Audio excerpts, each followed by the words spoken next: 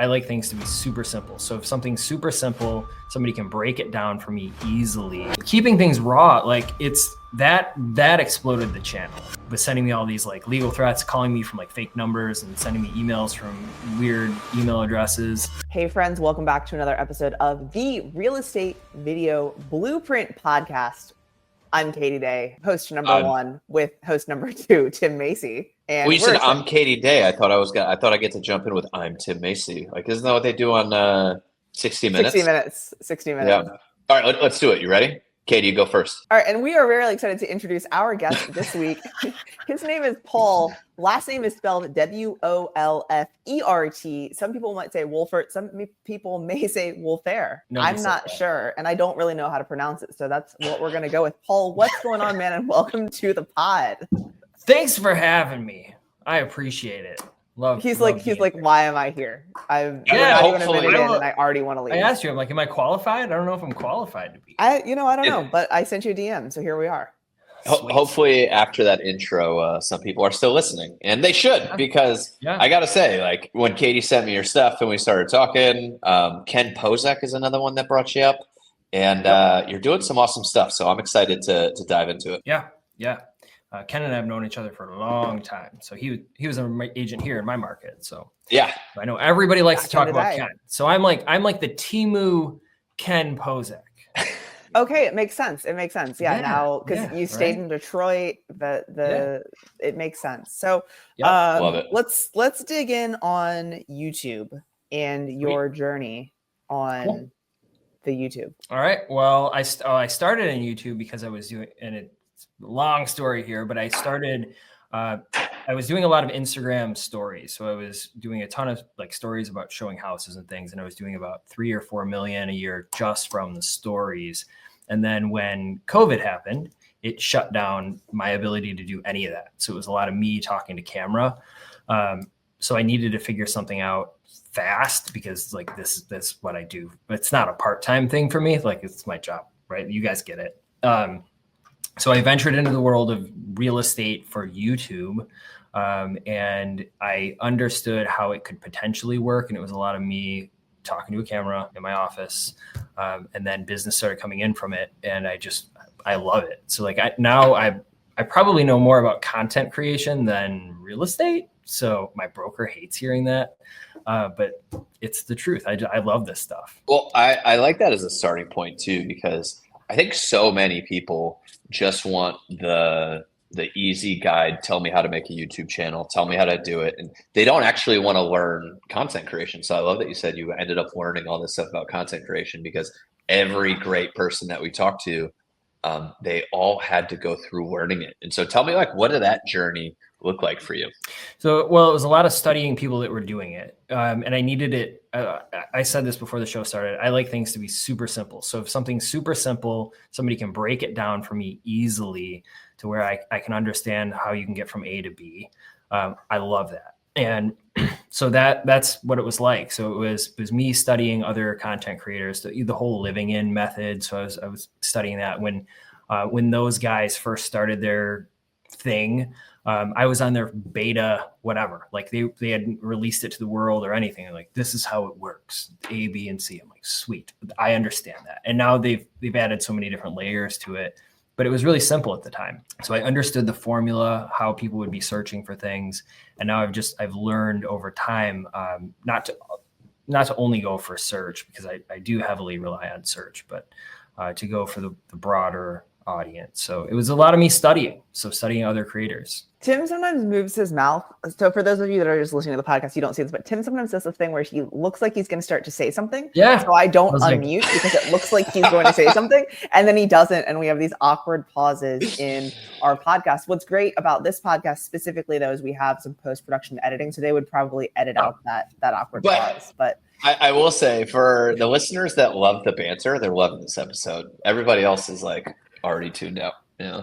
Come on, don't tune out. You can make millions of dollars by listening to this. I do want to dig in. So you start YouTube in 2020. You're looking to keep things simple. Like, what were the simple things that you found that you started executing on to get started? There's a lot of search-based stuff. So it was a lot of and at that time, so that was prior to the flood of living in channels, right? So like no one was doing it. There might have been a few, but there were not many anywhere. So if you did it, I mean, like anyone could do it. Anyone could have done it, and you would be the only person on.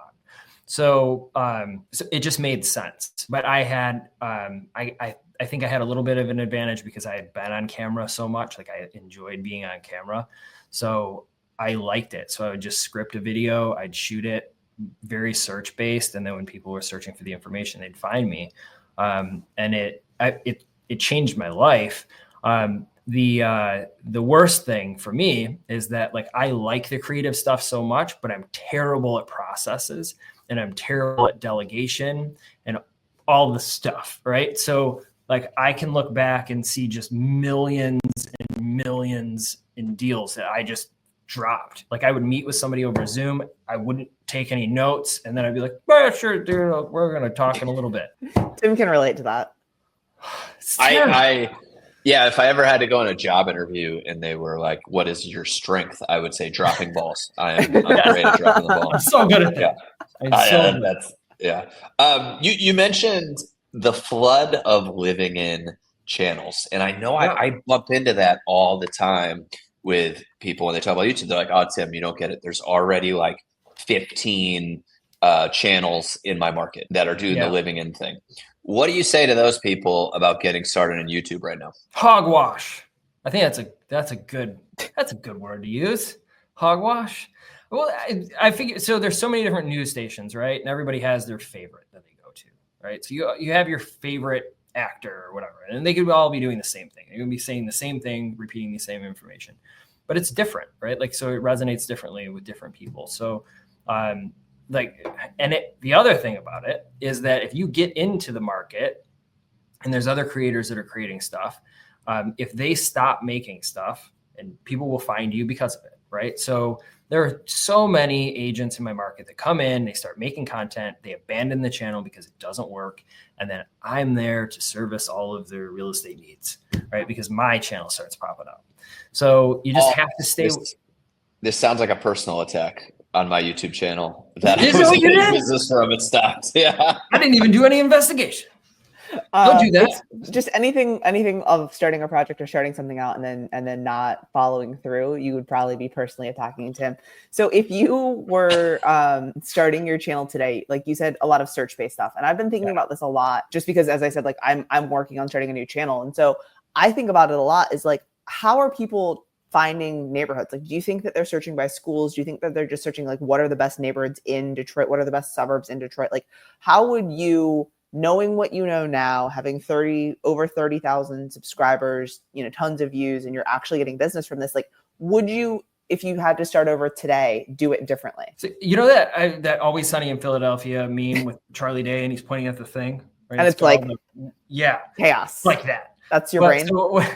No, well, the way that I always describe it to people, I actually draw like a big circle. And so Sean Cannell, big YouTube, whatever, I think he calls it the mass appeal method. So you have your widest net, I call it nets, like your widest net first, and then you go in from there. So I have a celebrity homes in Michigan video, and that was my absolute widest net. And then I had pros and cons of living in Michigan. So that was like closer to the state. So for you, it'd be like Texas. And then right? Yeah, I assume. And then I just segment from there. So then for me, it's county based, and then the top 10 places to live in that county, and then from there, from the cities, then it would be like city information. So like pros and cons of this city. So people would find the basic stuff, and then it would be like connect the dots to find the other stuff. And then what I got good at doing was leading people to new construction. So having them follow along that journey, then they would see new homes, and then we would, it's like me, my assistant, do a lot of new construction deals. And it's just like, I go and tour them with a camera, and then they sign the contract, and they're not even in the state. So that's what I would do. It's interesting that you say that, because I think a lot of people just say, hey, here are the buckets, and you just rotate through the buckets. But I like thinking about it more so of like, I mean, you say nets, but like the funnel, right? Of like, hey, this is the wide based approach of like, everyone will watch this. And then this is how you can then move people through that funnel and, you know, increase their intent, right? As you're getting more specific with different areas of town or types of housing or whatever it may be. So I think that that's an interesting approach that like I haven't necessarily heard in those words before. And then speaking of things that I don't follow through on, so Katie was talking about starting a channel and like, what do you do when you're starting a channel? What topics do you start at? And you know, one thing that I did do and then forgot about was I was doing a review video on a water park, right? And I looked at this water park and I said, what do the search results look like right now? You know, and so what's my competition look like? And when I looked at it, I said, these thumbnails and titles kind of suck, and I think I could win this search. And so that video has like 407,000 views on it, because I realized like this was an easy competition to win between these videos that were up there. I haven't continued to do travel videos. I just did that one. But I would say, like, if you go into your market, everybody has a pros and cons video, right? There's a bunch of pros and cons videos for your market, most likely if you live in a big market. And a lot of people would say, well, I'm not going to make that video because there's already those videos. Instead, I would say, look at those videos and say, how do you win? Like, how do you win? Pros and cons in maybe timely, right? Like pros and cons of living in 2025 things you need to know. Those things will get you up there in the search results pretty quick. I've heard a lot of creators talk about how you can just remake the same stuff. And if you look through my content, a lot of it is the same video over and over again. It's like pros and cons of living in Michigan, but titled something different. So I've remade the same videos over and over again. Top 10 school districts, top 10 most expensive places to live. All those videos you can just keep remaking, and the algorithm just keeps pushing them out. So I think that's great. Like, and as far as like the travel stuff goes, I had a YouTube coach for a while, and he had me create a separate channel just to monitor other channels that had nothing to do with real estate. And that was brilliant. So I started following travel vloggers, van life people, people in total things I'm not interested in, but it was just cool to see that journey. And I started to emulate some of their content to really gain my views. I had a question and then I just completely left my brain. It's because Paul had such a brilliant thought. No, that's totally lost yours. I love the idea. Oh, I remember. So when you're remaking content, obviously you're not just taking the video and making the exact same video. How are you adjusting it? Because like everyone says that, right? And I think it's like, you know, obviously if you made this video in 2020 and now it's 4 or 5 years later, like things have maybe changed a little bit, but like, how are you workshopping that video? Or are you just kind of putting out the same 5 pros and the same 5 cons? Well, it's not necessarily always pros and cons. Well, like why I have a video, why everyone's leaving Michigan. Okay. Right. So like it's basically cons spun a little bit. Yeah. So it's just the cons. What everybody loves about Michigan. So I just did a video about the pros. Okay. Right? Just the pros. Top 10 best places to live in Michigan. So it's like, what is niche.com or niche.com? What do they say? And then the numbers are going to be different, right? Your average price point, like all those things are going to change. So those numbers change, and like the B-roll is going to change. My production quality is going to change. So it's the same videos, but it's timely. But it's really, you know, I know a lot of creators talk about the map videos, but man, the map videos, they bring business. Like, if every time I interview a new client, I ask them what video made them make the decision to work with me. Like, oh, you did that map video and you broke down. Okay, that was the stupidest video I ever made. So for those that don't know what you're talking about, right? Like, what do you mean by the map video? It is literally a map. You are on Google Maps and you are breaking down areas. So if you have a top 10 places to live, or a top 10 best downtowns, or 10 new communities near Houston, Texas, whatever, you're just showing them on Google Maps or Google Earth, and you're just going, this is what it looks like on the streets, and this is how far it is to Starbucks, and this is where the Costco is. You're actually breaking down the map, and people love it. Like, they love actually seeing where things are in relation to other things. So they're really easy to make. They don't necessarily pull in a ton of views, but the people who are watching those things are like highly intentional. You know, they want the information. No one else is going to sit through that stuff. Well, difficult here we go. when you're This is what we're gonna do. looking to move to a new area. It's like you can read the articles, right? But then it's like, well, is this a good neighborhood? So then having some additional commentary, the stuff that you can't get, that you can't read online, of you saying, well, and I don't like this side of the street because of XYZ, or the traffic backs up here during school drop-off time, or whatever it may be, or the things that are the kind of key things that people wouldn't get. I live near Detroit, so it's like we have to say, like, if you want a safe route here, you have to buy a helicopter. Just hover in. Have you said that in a video? No, I don't think so, bro. I'm like, maybe I have. Maybe I did, but it was I don't know. Possibly. It may or not. I just think, though, that you're giving people what they want. I mean, I do think there's great value in some of these highly edited, beautiful looking videos. Brad McCallum, Trey Serrano has one. Like he hasn't been putting out as many. Has one? No. I mean, he hasn't been putting out as many videos. He's just putting out like one highly produced video every couple months, and because he's built the channel, he's still doing well in business. So not to discount highly edited, beautiful stuff, but the fact is, like, when people are looking, they're looking at a map. I don't know about you, but if I'm moving to new area, I go on Google Maps. And so when you see the expert of the area go on Google Maps, it's instant connection with people because they're probably also looking at the same maps, but they don't know what the heck is on them. And here's Paul explaining everything. So speaking of unedited videos, like keeping things raw and real on these things, one of the things I took away from the urban explorer type videos were, and I'm sure you saw, like, there's a few videos on my channel with 200,000 views, 300 whatever thousand views.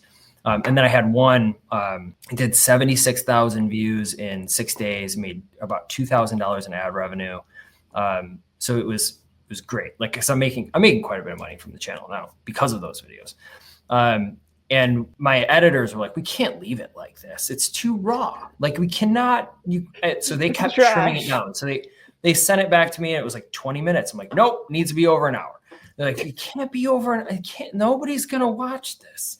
And I said, well, the people who are relying on me to do video tours from out of state, so somebody who's going to work with me to buy a $1 or $2 million house, and they're in California, they want to see how I'm actually going to interact in the space. So they're like, it will make sense to them, because I do all my private home tours for clients. I put them on the channel as private videos, and then I use them as B-roll.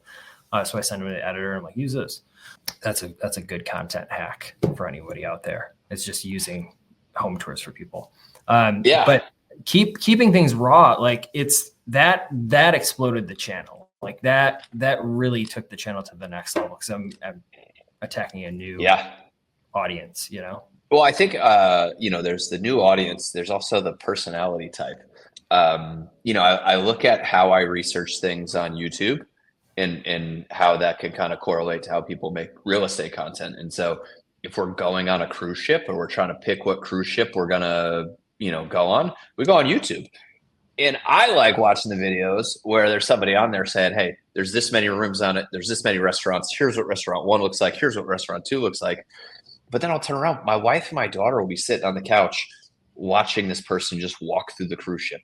Like, they're literally just walking through the cruise ship and and they're just watching the whole thing. I'm like, but you will, there are people that will literally watch you walk the streets of a neighborhood. I don't know how to say this. The number one comment, I do know how to say this. The number one comment that I get from those crazy, stupid, long videos, like, number one comment I get, go slower.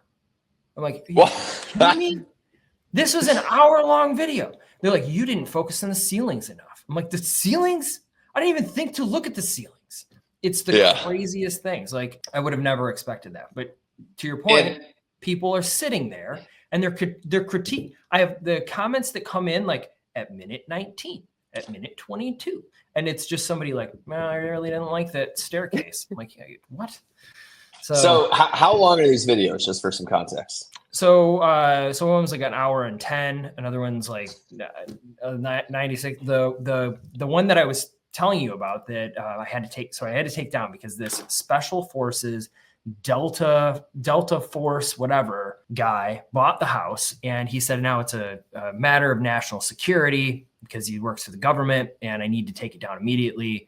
And he was sending me all these like legal threats, calling me from like fake numbers and sending me emails from weird email addresses. And he wrote me this long official looking, I'm like, I don't even want to deal with this. And then I looked him up and he's a questionable character. I don't want him. I have a lot of woods behind my house. I don't need that guy hiding behind my house. Like I don't need that. Now nobody's going to start a YouTube channel. Yeah. Well, so on that note, let's switch gears a little bit because I feel like. But I guess my point is that an hour-long video absolutely crushed it for you, and I love your take on it. But for me, it's like if you can get people that are interested in your area to sit on a video for an hour, YouTube is like the best thing YouTube has ever heard. Oh my God, people watch this video for an hour. I am going to go show this guy's channel to freaking anyone that may be mildly interested in what his channel's about. And so I think people underestimate the power of having a very long video that people actually watch. It does amazing things for your channel algorithm juice. Yep. I mean, it was crazy. Just those videos, because a lot of people have been asking me like, well, what are they, if they're too broad, if those big mega mansion videos, are they too broad? The reality of it is that those videos pulled up all the other videos. So because of YouTube said, all right, people are watching this guy, they're willing to watch him. Let's just serve up like his top 10 places to live in Michigan videos, pros and cons video. And all of those videos started ranking. So I went from every 48 hours, my channel would do about 2,000 views every 48. Now it's like 20,000. So it's like, it just exploded it, which I love, and it's great for ad revenue too. So you're saying switching gears. Oh, go ahead. No. Well, I'll switch gears. Like, give us some context if you don't mind. What does ad revenue look like for you? Because I think agents underestimate the opportunity there as well. So my best month for ad revenue was 7,000 for the month, and then that was before. So that was before I posted the castle video that I had to take down. But now it's about 4,000, so 3,000 to 4,000 a month, and it's like it just pays for some production and video equipment and that wackadoodle.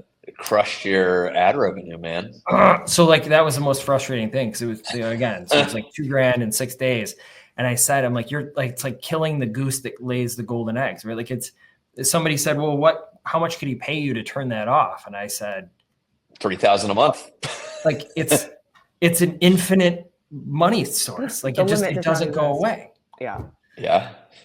That's what do you think your next video to kind of like replace that video is? I don't know. So I did a shipping container home video. So it's not a super expensive home, but it's now outranking even the mega mansion just because it's a highly searched term. So shipping container homes are highly searched, but it's not necessarily niched down to my market. And I don't know that I want to do a ton of videos like that. I think I just need to do more vlog style, long videos of areas. I think that's going to be the replacement for it moving forward. I'm on your channel right now, and this shipping container home looks so much nicer than any shipping container building I've ever seen. So I'll link it in show notes for this pod if you guys want to check it out. But yeah, way nicer. It is a pretty cool house. It is a pretty cool house. Yeah. I would have to agree. It is pretty cool. But so you were telling me, and it's funny in our pre-call banter that somebody gave you some advice and. What is the best YouTube advice you've ever gotten? Oh, best YouTube advice I've ever gotten. I don't know. Or maybe best content advice. Best advice around this content creation stuff. Well, originally it was make content for search-based stuff, right? To fill a need. So if somebody's searching for something, you want to be their teacher. I think the best piece of advice I ever received about making content was just to be myself. Because every single video speaker you're ever going to see is going to say, who likes how they look and sound on camera? Oh no, not you. Like you're always going to hear that. Nobody likes how they look and sound on camera. That was always my line, dude. What? Man, He's just coming at you today, and doesn't even know it. Everybody's coming at me today. God. It's like, but I heard that before I started making YouTube or Instagram stories. I heard that I was like, oh yeah, that resonates with me, right? Like, I hate how I look and sound. I still do, but I just do it anyways. So I think that was the best piece of advice, not to like be like a news reading robot. So yeah, I think that was probably it. And to not worry about anybody else, not to try to be anybody else in the market. Like, I'm not going to be Brad. Like, I know that. God, no, well, I do not want to be. Well, I know. I think it brings up that point too of when you're starting and you look at all these other channels. It's like, don't figure out how to be like the other channels that are in your market that are doing well. Figure out how to stand out against the other channels that are doing well in your market. Yeah. Great advice, Tim. It can be tough. It can be tough. But yeah, exactly. Tim, I do have to give you some props for that question of asking what the best advice that Paul received was, because that was a good question. I like that. Yeah, I want to shift gears. Shift. Well, all right. I don't want to ask it again on another episode. You wanted to ask him again right now? Ask you again? No, I'm saying ask it again in another episode. Use that in the future. Okay, with you. Paul, what was the best? Never mind. What was the best advice you ever received? Well, it's changed. I've had some time to think about it. It was to tell Tim That's Macy the best to question shut I've them. heard. No, so I want to shift gears a little bit because I've known that you were a YouTuber. Like, obviously we have a ton of common friends and some of the people that you started out your YouTube channel with, your accountability buddies, good friends with them as well. So I've always known you as a YouTube guy, right? And what actually popped up for me was your Instagram as you started to do way more local content and started a second page on IG. So I want to talk a little bit about that journey. Because like you said, your initial content stuff that you were doing was like IG stories and short form stuff. And then you dove headfirst into long form. And now you're putting some major stuff back into short form. So how's that going? What's the plan? How's it going? You started a second channel. Tell me all about it. Yeah. So I'm with Ken should just coin it like the Pozek media method. The idea, like when somebody said to me that people will follow me there for the same reasons that they follow me on YouTube, but locally. And so like that was like an eye-opening thing, or not experience, a conversation for me. Was I'm like, all right, like that makes sense because I have a lot of people following me on YouTube. I'm not like, I don't have a million subscribers, but like it's decent. But the whole local piece to it and creating timely local content, like you've got a lot of creators that do a lot of home tours and they don't show their face at all or anything like that. And what I needed face to camera. I needed people to recognize me when I'm out. And so I started creating this stuff. And now like when I go out, people are like, you're the guy, like you're on my phone right now. I'm like, this is amazing. Like that in the past, it was like, hey, you're the guy. I moved here from Texas. I just bought a house. I'm like, sweet. I love hearing that. You want to take a picture with me at Costco? Wonderful. Because I wasn't the guy that helped you. But now being able to, I thought it was just awkward because you're eating a hot dog, but yeah, like, it was only $1.50. Such a deal. Deal. It is. But anyways, so once I realized it, like once that made sense, and I had some conversations with Ken about it, and he's like, "You get it now, right? Like you get it." I'm like, "Yes, I get it," because like he had been bugging me to do it, and now it felt like that missing puzzle piece because I have the relocation people out there. The more and more new construction stuff that I do on the YouTube side of things, and I get more local people, so I get local buyers and sellers because it's new construction. But really to have like one-on-one FaceTime with like right now. So I just started it, like I said. So 690,000 views in the past 30 days, which isn't a ton. I know, like in the Instagram world, that's not a ton. Not a ton for who? Repeat what you just said again. 690,000 views. And hold on, Paul. What is the video that got 690,000 views? There's not just one, but like so the main one. Well, the main one. So I did Coming to Detroit, like a Detroit thing. It has like that has 421,000. I did a Novi or a new development that has a few 100,000. Some homes, like most expensive homes. A lot of them are. But No, let me rewind. Two things. So when you're looking at these analytics, you're looking at them on your personal page or on the business page, the Metro Detroit page? Well, so that's on the personal page. Well, no. So you're looking at these though on the Metro Detroit page, yeah? Yeah, on the professional dashboard, on the dashboard metrics. Yeah. Well, and so the reason why I'm asking that is because on that page, you have 1,935 followers at the time of recording, and you have over 600,000 views. Like, that's absolutely bonkers. Is it? I don't know. Yes. So like I'm new to this. Yes. So that is absolutely bonkers. new. If you would go to a normal account with people that have 1,900 followers, they probably have 7 views. So having a million trillion times that is a good thing. And so the piece that's interesting about this, and we've talked to some people that are doing local content on Instagram and doing similar stuff. I think you're doing it at a high level and better than most that I've seen. You have 1,900 followers, you're getting 600,000 views. That means this is going well beyond your followers. And so if you look at your dashboard, I'm sure only a small percentage of the views are coming from people that follow you. Yep. Which is which has pros and cons. So it's great that you have a growing audience, because a lot of our people have Instagram accounts and their percentage is flipped. It's like 90% people that follow them and 10% people that don't. And so you have the opposite, which means you're growing an organic audience on Instagram. I think the challenge that we navigate is you've cracked the code on growing a local organic audience, which is the holy grail.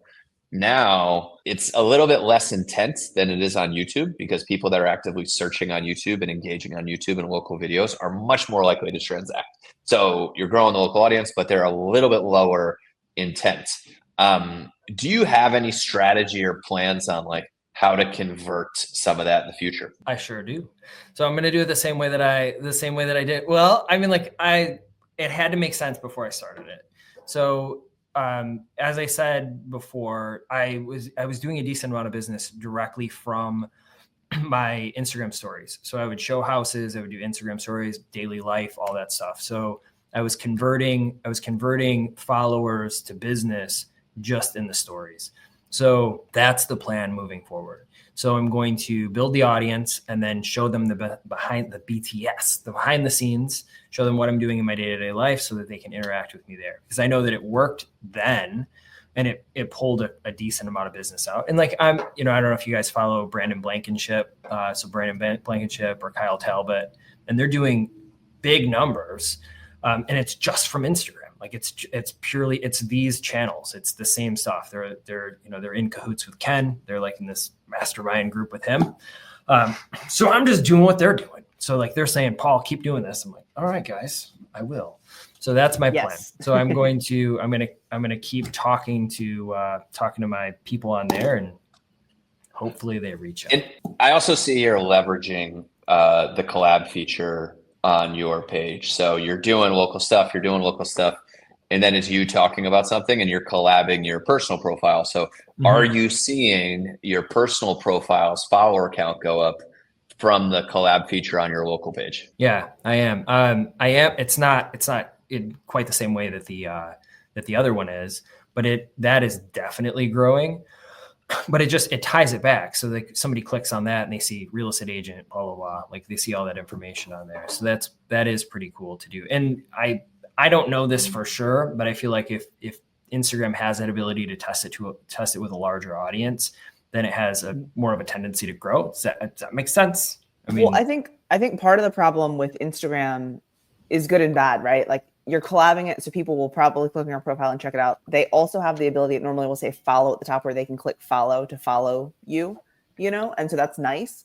But with the algorithm these days on Instagram, like people are getting served your content and they may not even realize that they're not following you because they're seeing it, because they're watching it. Yep. And so that's where, I think the follow count may be a little bit slower than it would have been 4 years ago, right? Where people watch it and then they're like immediately follow you because they see it every single time they log on. So it'll be interesting to see as you continue doing this, because you've been very consistent thus far, how your follower count goes up. But really all that matters, I think, is if you start getting the reach outs and the local, oh, hey, I just saw you on my phone kind of thing.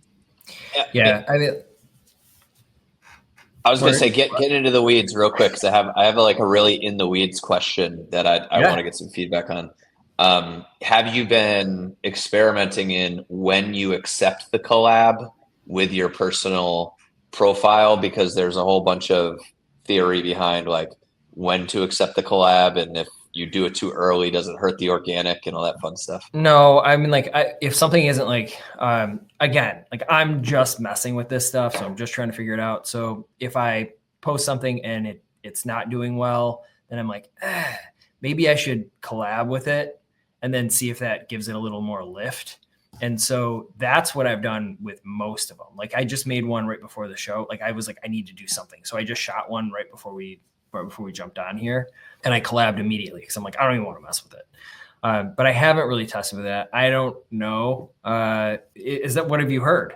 So the theory, I think, Katie, would you tell me what you think, is that if Katie and I do a reel, right, and say it's something that is great and it does well with Katie's audience, but it doesn't do well with my audience, it actually hurts it overall. And so if you do a collab and like you do it at the same time, like sometimes if it doesn't resonate well with both audiences, it can hurt it in the long run. It also depends on the size of your audience. And I mean, Tim doesn't really have much of an audience, you know? Oh man. Okay. All right. We're back on this train. I gotcha. Yeah. I mean, it's just all, people experiment with stuff. It's like, we've had ones that I feel like should have crushed and had like 4 collabs on it, and it didn't. And then, you got other stuff that has less that does better. And so collab, I think, is an amazing feature. And I don't want to like distract from the fact that it's such a good feature because you have this ability to grow this local audience that is just local focus, that will grow faster than anything you would do on a personal You page. Yeah. And then also get this easy way to funnel people off into your personal page. So it's an amazing feature. But I'm just getting in the weeds on it. That's all. I know a lot of the a lot of the people doing the similar content, they're adding a collaborator with whatever brand or wherever, like if it's a restaurant or whatever it is. And a lot of them are mom and pop owned things. They're like, I don't know, sure. And they just accept it, and it blasts out. And and I'm sure you guys have talked to other people about this. I think the craziest thing about me starting that new Instagram was that so many local real estate agents now are sharing stuff. It's crazy. They're like, thank you for posting all this information. I'm like, yeah. Mine's moved me to mine's my page that I'm posting things on. And obviously, like, it's not my name, so it may be different, but like I have agents all the time that share like the news break stuff that I posted. I'm like, I would never share another agent's thing in my market. But I'll take it. I'll take the share. And then the other piece on this is if somebody sends you a collab and you're not in the video, like it doesn't make sense for you to accept it. Like, don't just take it to take it, because people send me collabs. And Tim is a very discerning collaborator. He doesn't. Yeah, I'm like, I'm not even in this video. Why? Well, I'm like, I'm not even in this video. Like, why accept this? But is it like real related? Is it like? Sometimes yes, sometimes no. But he's it is. But if I'm waste a collab on Tim if he's not gonna accept. Listen, if I'm not in the video, my audience is not going to engage with it, and then I think the metrics on everything go down. This doesn't make sense. I get it. I get it. Well, I only ask for collaborations on like things that make sense. Yeah, I'm figuring it out. But I'll also say we interviewed interviewed Roland and Matt out in Mapatullo, and they had these local businesses that didn't have much of a following. What they collabed with them in these videos, crushed, and did amazing things for the local business, which is just awesome all the way around. Goes back to my theory that if you've got a local business that has a small following and you make a piece of content for them, like, you're going to get a high engagement rate from their audience, which gives it like further juice for your audience, and it keeps it rolling. What's crazy about these is what I've found is that now these are showing up in search results, right? So if you search for the restaurant or whatever, if it's the piece of content for it, it's what comes up. So like that one that I made, that coming to Detroit, if you search for that thing, my Instagram video comes up as the video for it, which is nuts, right? So again, it's more of the same. So it's the same stuff that people would be searching for or finding me from my YouTube stuff. I'm just doing it on Instagram now too. So I think it's going to work. I hope so. Dude, I don't know. I love it, man. I love it. I think you're doing a lot of really, really cool stuff. I think people should definitely go check out what you're doing. Hopefully without ruining your algorithm when you got a bunch of real estate agents looking at your stuff. Yeah, but great. it's worth looking at because man, I really, really love what you're doing. And I just really appreciate you taking 40 minutes out of your day to come hang out with us. Yeah. Thanks for having me. 30 of them were really good content related, and the 10 of them were making fun of Tim. So Paul, I truly appreciate you and what you're doing for the community. I didn't mean to, Tim. I didn't mean to. Paul, if you want to connect with you, where's the best place to find you? Probably Instagram. It's just easy. It's just Paul Wolfert. And it doesn't screw up my algorithm, right? We got a lot of people that are selling online leads that listen to this. They're all going to message you. Oh, great. I don't need any more leads. I need a way to actually manage my leads. That's what I need because I'm terrible at that. It's also open enrollment, and we've got a lot of healthcare people listening. They're going to message you about your healthcare needs as well. I know. Looking forward to that. Very excited. Very excited. All right, Katie, come on, wrap this thing up before I keep losing people. Paul, you're Nobody's the best. listening to our We podcast. appreciate you, and I'll see you sometime soon.